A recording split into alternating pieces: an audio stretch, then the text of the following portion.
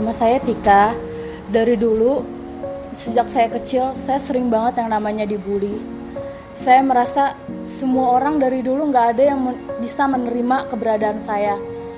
Jujur saya di saat itu, saya sedih, saya kecewa, saya marah. Saya sempat ingin melakukan tindakan-tindakan bunuh diri. Seperti saya minum obat-obatan, saya stres, setiap saya melihat gedung-gedung tinggi, saya ingin sekali saya berada di gedung itu dan saya ingin melompat dari gedung itu. Karena nggak ada yang mau menerima diri saya, nggak ada yang mau tahu tentang diri saya gitu. Saya bingung gitu, kenapa Tuhan menciptakan saya seperti ini gitu. Kenapa Tuhan saya harus hidup di dunia yang kayak begini gitu. Saya nangis, saya hanya bisa nangis, saya nggak tahu lagi saya harus seperti gimana, saya harus melakukan apa, saya harus seperti apa tindakan saya sama orang lain, kenapa semua orang seperti sejahat itu sama saya. Di situ saya cuma bisa nangis terus. Saat saya umur 20 tahun, Tuhan menuntun saya untuk saya bisa beribadah ke El Shaddai ini. Saya beribadah dan saya di situ dengar suara Tuhan.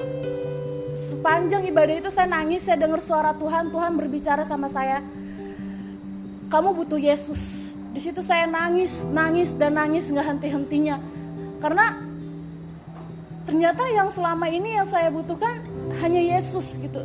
Saya nggak tahu cara untuk datang sama Tuhan, tapi disinilah Tuhan menuntun saya untuk saya bisa datang sama Dia, untuk saya bisa apa yang saya rasakan untuk saya bisa ceritakan sama Tuhan Yesus Kristus. Dan saat saya ikut altar call, saya ada perasaan lega, saya ikut konseling pelepasan di tempat ini. Saya mempunyai perasaan yang sungguh sangat-sangat yang belum pernah saya rasakan sebelumnya. Ada perasaan kesukacita, ada perasaan kebahagiaan di dalam diri saya. Dan saya merasa, ya saya hanya Yesus yang dapat bisa menerima saya. Dan saya belajar bahwa tidak semua orang bisa mengerti diri kita. Tidak semua orang bisa menerima keberadaan kita. Dan saya sangat bersyukur Tuhan menuntun saya untuk saya bisa datang dengan Dia. Karena hanya kasih Yesuslah yang dapat memulihkan hati saya, kehidupan saya.